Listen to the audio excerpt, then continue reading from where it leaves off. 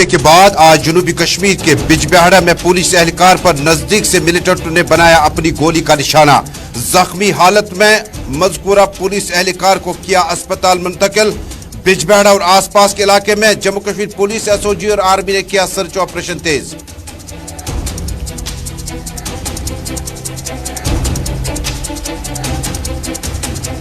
शुमाली जिला बांडीपोरा के सोदनारी इलाके में एक गैर मकामी मजदूर पर चली गोली। सियासी लीडरों ने की मजम्मत। अस्पताल पहुंचाने के दौरान मजकूरा मजदूर चल बसा। बताया जाता है कि मोहम्मद अमरेज वलिद मोहम्मद जलील साकिन बिहार 18 बरस की उम्र में चल बसा।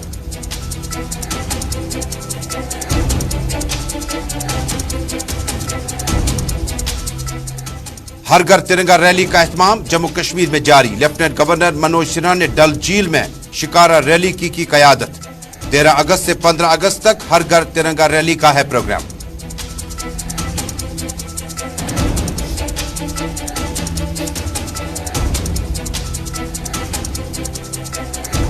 और जम्मू कश्मीर में असेंबली इंतखाबात कराने से मुत्तलिक इबहाम बरकरार। सियासी माहिरीन के मुताबिक 25 नवंबर के बाद अगले चंद महीनों के अंदर हो सकते हैं इंतखाबात।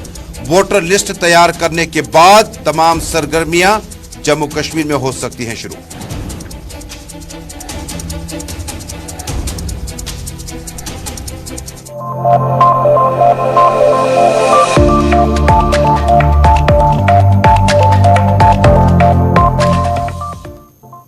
अस्सलाम वालेकुम नाज़रीन, स्पेशल रिपोर्ट के आज के शुमारे में श्रीनगर स्टूडियो से अपने मेजबान तजुमुल इस्लाम का सलाम पहुंचे। टेलीविजन नशरियात के साथ साथ सोशल मीडिया की तमाम राब्ता साइट्स, इंस्टा, यूट्यूब, ट्विटर और फेसबुक के जरिए से इस नशरियात को आप जम्मू कश्मीर, मुल्क भर और दुनिया भर में बेवक्त देख रहे हैं। नाज़रीन, शुरुआत करते हैं। बड़ी खबर आ रही है।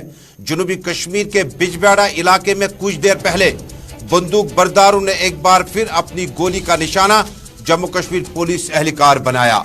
बताया जाता है कि दक्षिणी कश्मीर यानी जनूबी कश्मीर के बिजबिहाड़ा इलाके में अब से कुछ देर पहले गोली चलने के वाकये में बताया जाता है कि जम्मू कश्मीर पुलिस का एक स्पेशल पुलिस ऑफिसर यानी एसपीओ जो है गोलियां चलने से शदीद तौर पर जख्मी हुआ।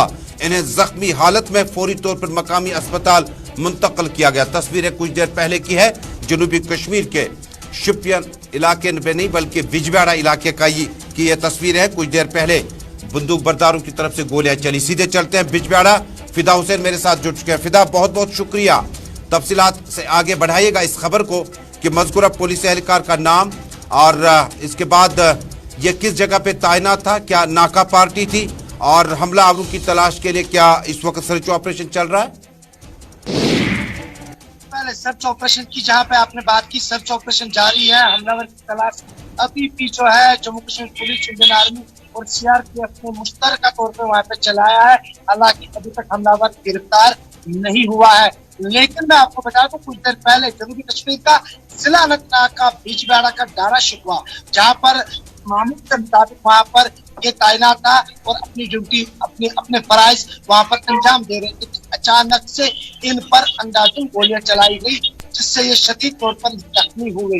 हालांकि जख्मी हालात में इनको सब डिस्ट्रिक्ट अस्पताल बिजबिहाड़ा ले जाया गया, जहाँ इनका इलाज जो है बताया जाता है कि अभी जारी है। लेकिन डॉक्टरों के मुताबिक जो पूरा एसपीओ है उनकी हालात जो है अभी भी खतरे में ही है। हालांकि उनको ज्यादा चोटें आई है जिसकी वजह से वहाँ पे काफी ज्यादा जो उसका ब्लड है वो लॉस हुआ। लेकिन फिदा, ये भी बताइएगा कि जिस जगह पे ये हमला हुआ है, क्या ये टारगेट सिर्फ एक एसपीओ था, नाका पार्टी थी या और भी एहलकार जख्मी हुए होंगे? देखिए, वहाँ पे तकरीबन वहाँ पे नाका पार्टी होती है और वहाँ पे नाका पार्टी पे ये तैनात था और इस पे नजदीक से गोलियां चलाई गई है। हालांकि पुलिस तर्जुमान की तरफ से अभी तक जो ट्वीट है वो जारी नहीं किया गया है। लेकिन जो हमने देखा वहाँ पे कि उसमें से कि वहाँ पर ये जो ड्यूटी अंजाम दे रहे थे नजदीक से गोलियां चलाई गई जिससे ये शदीद तौर पर जख्मी हुए। आप साफ तौर पर विजुअल में भी देख सकते हैं कि किस तरह से इजाफी सिक्योरिटी फोर्स को वहाँ पर बुलाया गया है। जहाँ कल बांडीपुरा की, जहाँ पे आपने खुद भी अपने आगाज में बता दिया कि बांडीपुरा में भी एक आम शहरी तो ये कहेंगे कि हम बिहार के रहने वाले पे उन पर नजदीक से गोलियां चलाई गई। आज जम्मू कश्मीर का जिला दारा शिकवा बिजबिहाड़ा इलाका है। हालांकि कुछ देर पहले हमने तो कहा है, लेकिन ये दारा शिकवा ने जो उसके नजदीक पड़ता है तो वहां पर ही ये गोलियां चली है, जिसके साथ में एक एसपीओ है।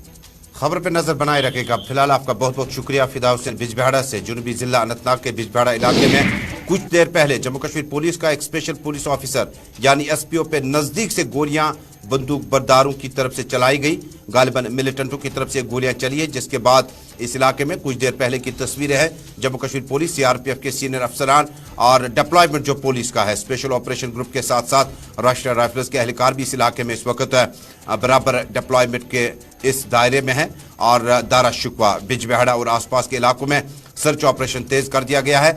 आपको एक बार फिर बता दूं कि जुनूबी जिला अनंतनाग के बिजबिहाड़ा के दारा शिकवा इलाके में ये गोलियां चली है। हालांकि ऑपरेशन ऑल आउट के दौरान न सिर्फ जुनूबी अजला जिनमें शोपियन, कुलगाम, पुलवामा, त्राल, अवंतीपोरा और बहुत सारे इलाके हैं जो ऑपरेशन ऑल आउट के दौरान लगातार इस तरह की सूरत हाल से हमने देखे, लेकिन उसके बाद आहिस्ता आहिस्ता जो है कल से, चूंकि 15 अगस्त में अब कुछ घंटे कुछ दिन ही बचे हैं कि इससे कबल ही इस तरह की सूरत हाल आपको देखने को मिल रही है। सबसे पहले कुछ दिन पहले आपको याद होगा जुनूबी जिला पुलवामा में 30 किलोग्राम जो है जेर जमीन आईईडी को जम्मू कश्मीर पुलिस ने दावा किया कि उसे बाद में डिफ्यूज किया गया, बरामद किया गया और उसके बाद चंद ही घंटे के बाद जो हमला है वो न सिर्फ इस इलाके में हुआ बल्कि शुमाली जिले में भी एक गैर मकामी मजदूर पे हमला हुआ। तस्वीर कुछ देर पहले की है। पुलिस एहलकार के बारे में ताज़ा अपडेट जो मुझ तक पहुंच चुकी है। मज़कूरा पुलिस एहलकार जो है उसका इलाज मुआवजा जो है इस वक्त जारी है और एन मुमकिन है कि इससे दूसरी जगह रेफर भी किया जा सकता है। एक जगह से मकामी अस्पताल से लेकर अब दूसरी जगह उन्हें रेफर किया जा सकता है। पुलिस एहलकार जो है वो हॉस्पिटलाइज्ड है और अभी इनका इलाज मुआवजा जो है वो चल रहा है।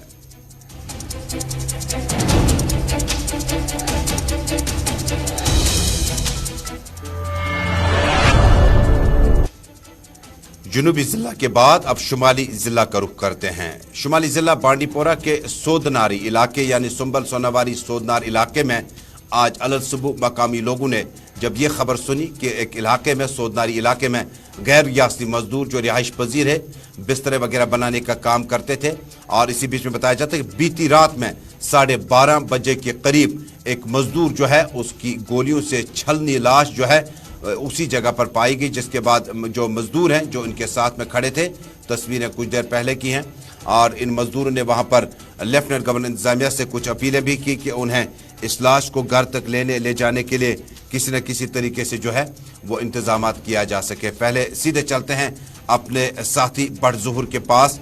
सोदनार सुंबल सोनावारी से हमारे साथ बराह रास्त इस वक्त जुड़ चुके हैं। जोहर, बहुत बहुत शुक्रिया। उसके बाद senior superintendent police, ASP, DYSP और सीनियर अफसरान जाए वारदात पे पहुंचे। क्या कुछ माहौल है अभी तक और जो मजकूरा लेबरर है उसकी डेड बॉडी को क्या अपने आबाई वतन रवाना किया गया?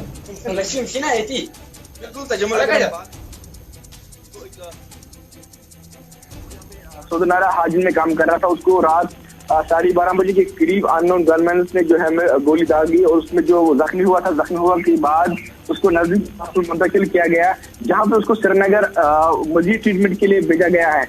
उसके बाद उसकी जो वाकया वो रास्ते में ही हो गई है। उसके बाद उसको वहां से वापस लाया गया था सुंबल हॉस्पिटल, जहाँ पे उसको डॉक्टर के अपने लवाजमात, जो डॉक्टर के अपने लवाजमात होते हैं, पोस्टमार्टम बाकी चीजें जो होती हैं वो करते हुए फिर देखा गया है कि उन्होंने जो अपील भी की थी, जो उसके लवाकिन है, उसके 2 भाई भी यहाँ पे उसके समेत थे, उन्होंने अपील भी की थी। आसपास में जो भी नॉन लोकल लेबर्स हैं वो जमा हुए, उन्होंने अपील की थी लेफ्टिनेंट गवर्नर इंतजामिया से कि यहाँ पे जो है हमें जो इसको जो वापस रिटर्न बॉडी जो है घर भेजने में मदद की जाए।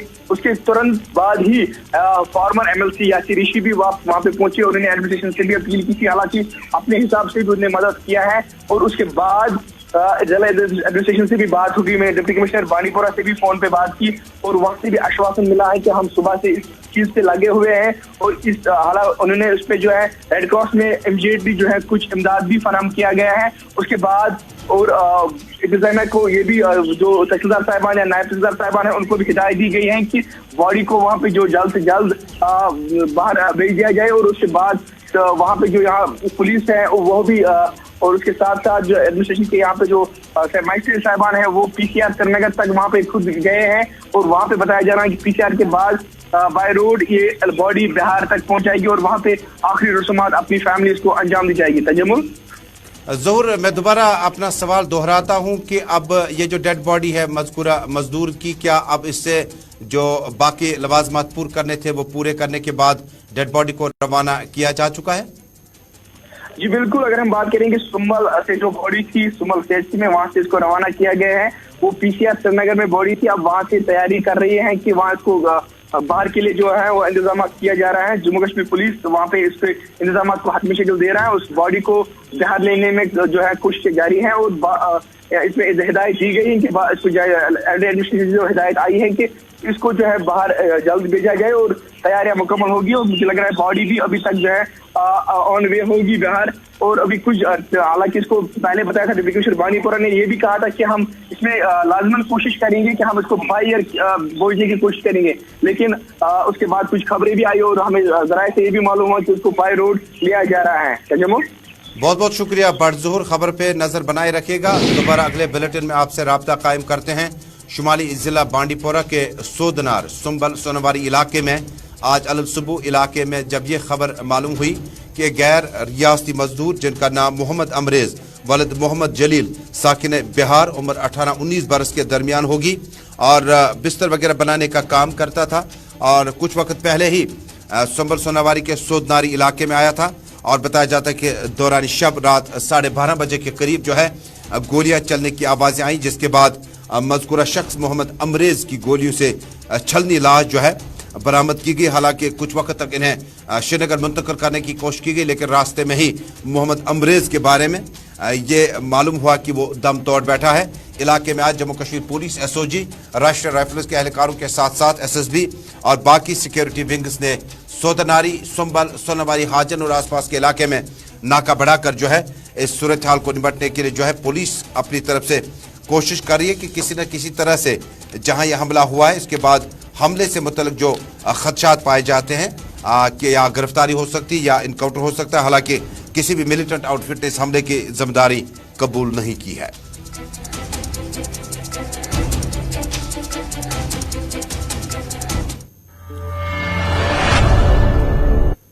सुम्बल सोनावारी में इस वाक़े पर जहां पर एक गैर रियासती आम शहरी जख्मों की ताब न लाकर चल बसा मोहम्मद अमरेज वलद मोहम्मद जलील साकिन बिहार। इस बीच में कांग्रेस पार्टी के डिस्ट्रिक्ट प्रेसिडेंट बांडीपोरा इम्तियाज अहमद परे ने आज फौरी तौर पर उन गैर रियासती मजदूरों के साथ वहां जाकर उनके साथ इजहार हमदर्दी की, गमजदा खानदान के साथ ताज़ियत का इजहार किया। इम्तियाज परे के साथ साथ बाकी पार्टी कारकुन भी मौजूद थे और इस मौके पर उन्हें यकीन दिलाया गया कि एक हिलाकत के बाद, इस वाक़े के बाद, अफसोसनाक वाक़े के बाद जो बाकी अफराद खाना जो उनके साथ में थे, 2 भाई भी हैं और भी कुछ हैं, उन्हें घबराने की जरूरत नहीं है। इम्तियाज परे ने गुलिस्तान न्यूज़ नेटवर्क के साथ बातचीत के दौरान क्या कुछ कहा, लेकिन उससे पहले लेफ्टिनेंट गवर्नर मनोज सिन्हा की तकरीब में चलते हैं जहां पर बड़ी अहम बात लेफ्टिनेंट गवर्नर मनोज सिन्हा इस वक्त रख रहे हैं। के नंबर आ जाते हैं, कुल दर्शन करने वाले श्रद्धालुओं की संख्या 3.65 लाख। अगर पीछे 5 साल की यात्राओं को हम देखेंगे तो मुझे लगता है कि मोटे तौर पर ये संख्या 5 वर्ष में लगभग सबसे अधिक है।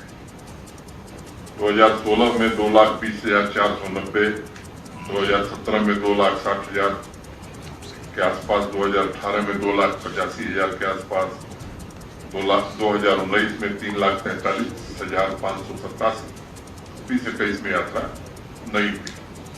कुछ महत्वपूर्ण बातें इस यात्रा को लेकर के हैं, इसको ध्यान में रखना आवश्यक है।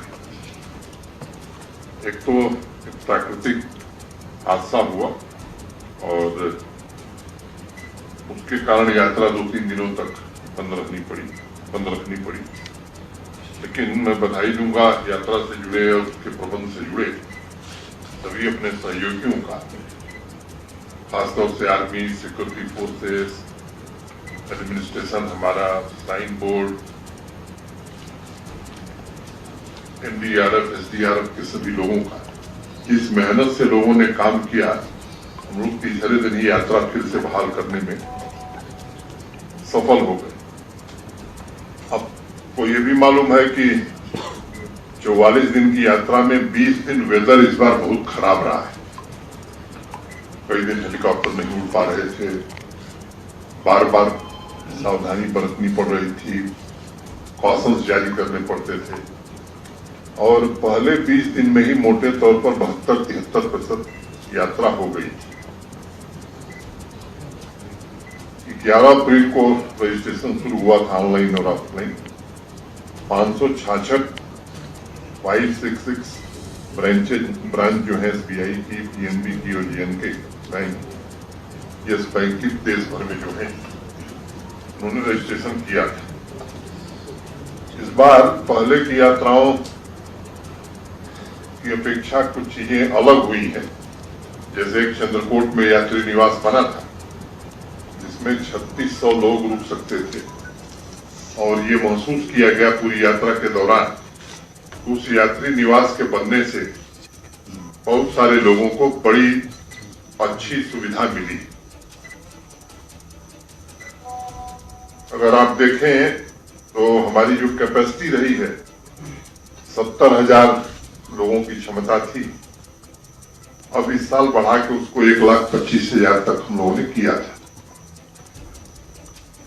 टॉयलेट्स, सैनिटेशन के अरेंजमेंट जो थे गत वर्षों की तुलना में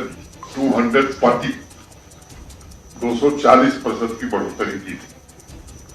बेड और हॉस्पिटल्स को अगर देखेंगे तो 190% लगभग दुगुना कर दिया था और DRDO के 2 अस्पताल,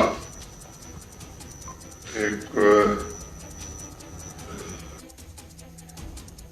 बालटाल कैंप में और दूसरा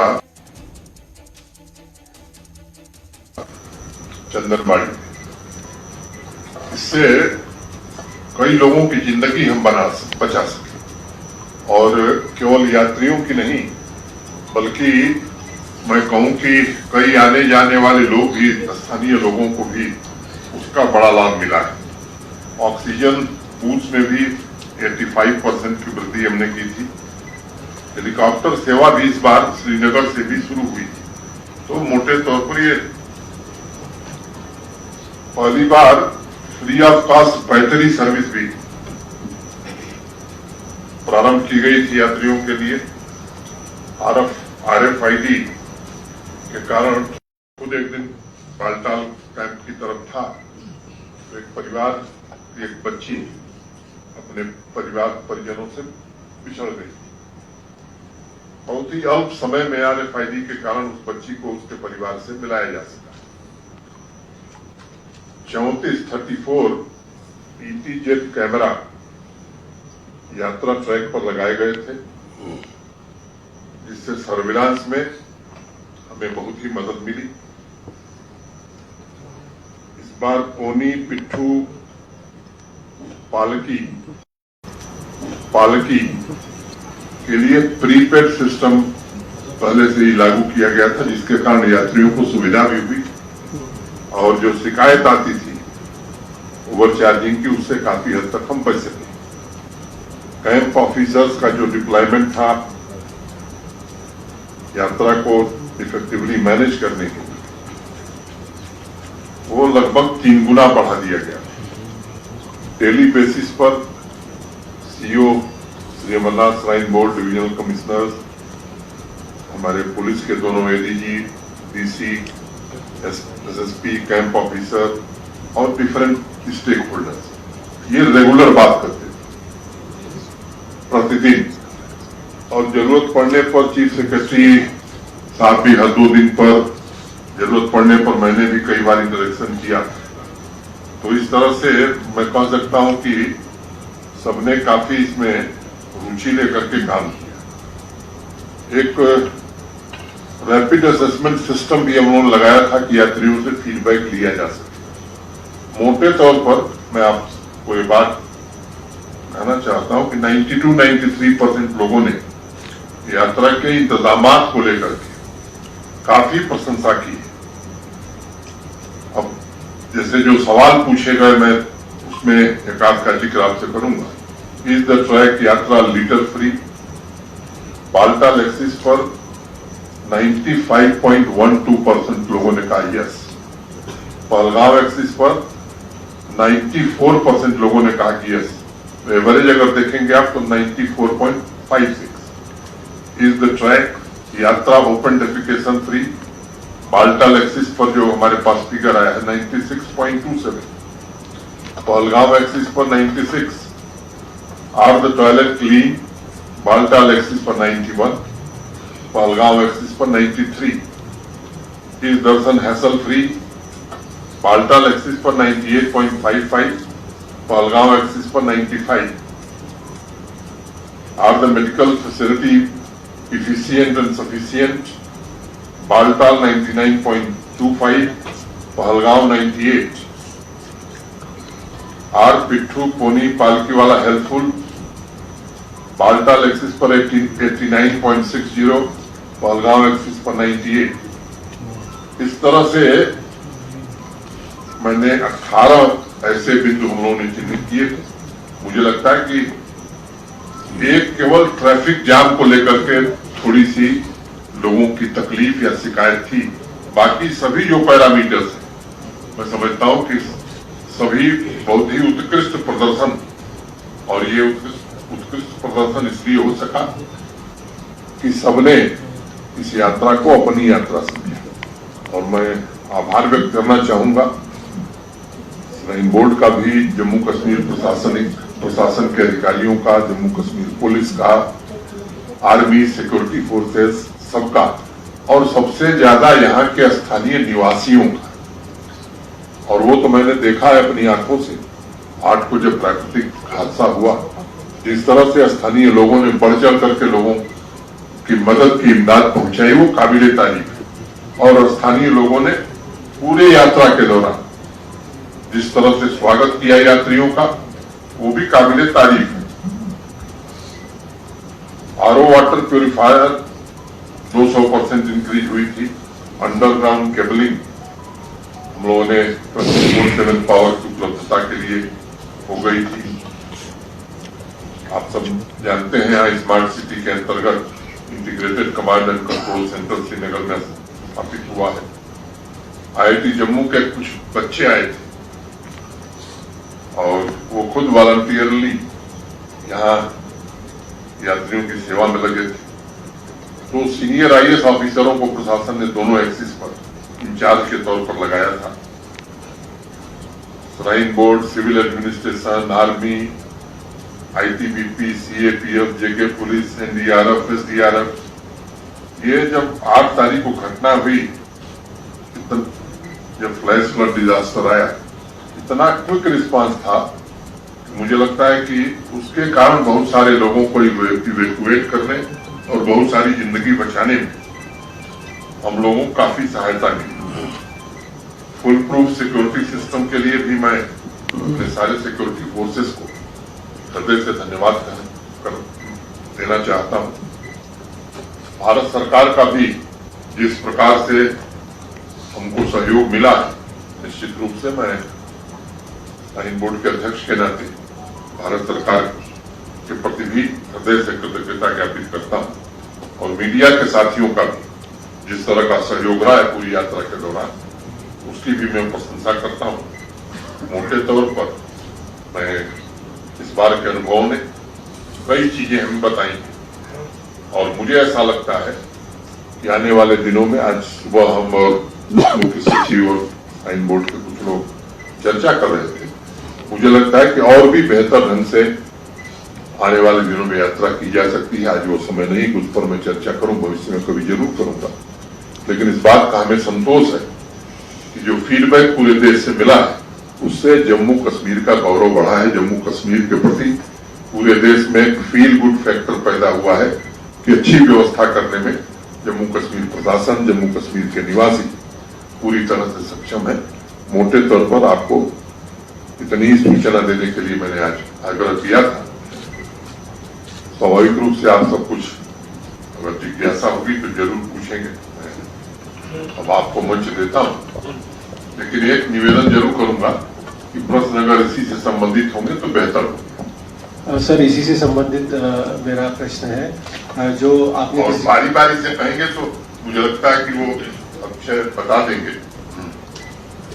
जी सर, जो आपने भी जिक्र किया कि काफ़ी सारी फैसिलिटीज़ इस बार ऐड की गई थी और हमने भी खुद देखा था कि एकोमोडेशन में काफ़ी चीज़ें पहले से बेहतर थी, लेकिन जिस प्रकार से फिर जो टारगेट दिया था सरकार ने कि 6 से 8 लाख यात्री इस वर्ष आएंगे, क्या आपको लगता है जो क्लाउड बर्स्ट हुआ या जो वेदर था वो एक बड़ा कारण रहा कि यात्रा का वो टारगेट पूरा नहीं हो सका? और दूसरी चीज़ जो एक बीच में खबर आई थी फ्लैश फ्लड के बाद कि अमरनाथ केव के ऊपर कहीं पर कोई लेक बना है, क्या उस बारे में कोई पेशरफ्त हुआ है, उसमें कोई जानकारी सटीक सामने आई है? जी सर।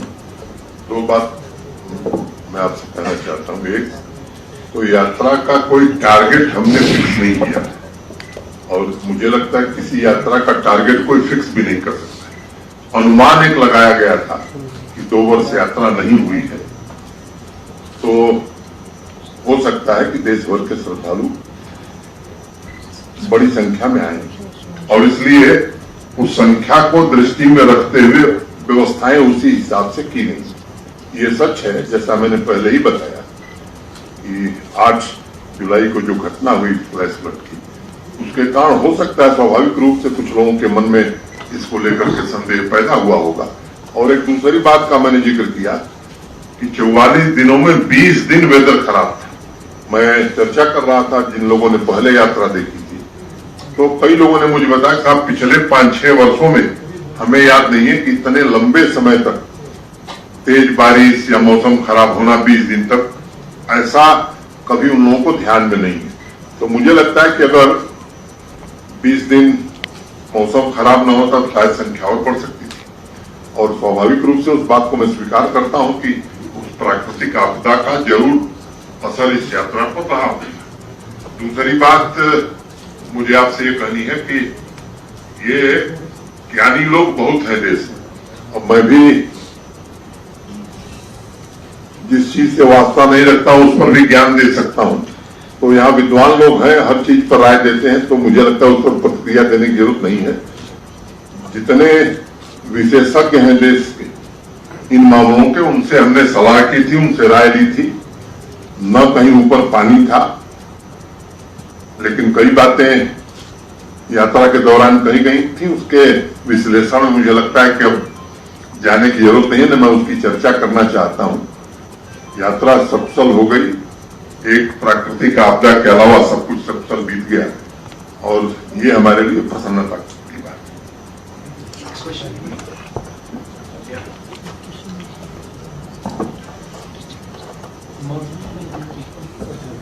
सर, हमने भी वहां गए, हमने यात्रा कवर की, लोगों से भी बात की। सिक्योरिटी ऑब्वियसली बहुत बड़ा चैलेंज रहा। इस यात्रा से पहले भी कई बातें हो रही थी कि काफी जो है थ्रेट है, लेकिन जो आम इंसान वहां है या जो जैसे सेब वाले थे वहां पे रास्ते में हम मिले लोगों से, वो चाहते थे कि यात्री उनके पास रुके, उनसे बात करें, उनका बिजनेस भी उससे बढ़ेगा। लेकिन एक सेट डिफाइंड रूट था, यात्री रुक नहीं पा रहे थे लोगों के पास। तो आपको लगता है कि उसमें बेटरमेंट हो सकती है, ज्यादा इंटरैक्शन, जो यात्री रुक सकते, जो चाहते हैं लोगों से मिलना या कुछ खरीदना रास्ते में, ऐसी चीजें हो सकती हैं सिक्योरिटी ऑब्वियसली को देख के साथ में रखते हुए भी? जी, 2 बातें मुझे लगता है कि फिर मुझे कहनी पड़ेगी।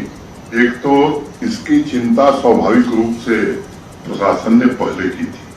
सेल्फ हेल्प ग्रुप्स की महिलाएं, स्थानीय लोगों के उत्पाद कैंप्स में बिके, रास्ते में बिके। लेकिन ठीक है कि सिक्योरिटी भी एक प्राइम कंसर्न हुआ करता है, जबकि खुलेआम थ्रेट दिया जा रहा हो, तो सिक्योरिटी के अरेंजमेंट्स में दखल देना मैं समझता हूं वो उचित नहीं था।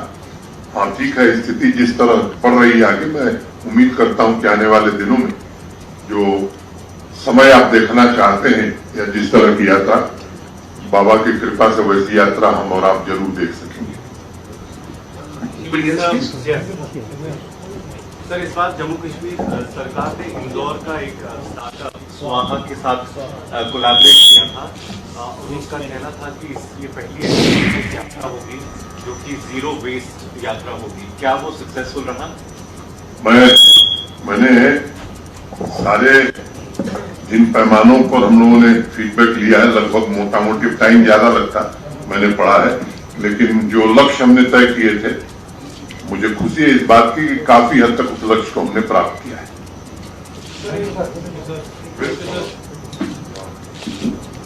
वही ना मैंने लक्ष्य को प्राप्त किया, मैंने बताया। जो देखा गया टूरिज्म रिलेटेड थे अमरनाथ यात्रा से पहले तो काफी high numbers of tourists were present यहाँ पे मौजूद थे वो कश्मीर वैली में।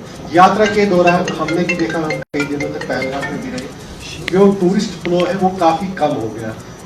कई लोगों से हमने बात की तो कई लोगों ने कहा कि इसमें अमरनाथ यात्रा का रीजन है क्योंकि सिक्योरिटी वगैरह ये सब ज्यादा रहता है। ऑब्वियसली सिक्योरिटी भी इम्पोर्टेंट है, लेकिन क्या इस चीज को आप फिगर आउट करेंगे कि जो ये टूरिस्ट का फ्लो कम होता है अमरनाथ यात्रा के दौरान, इससे किसी तरह से और मैं आपकी राय से सहमत नहीं हूँ।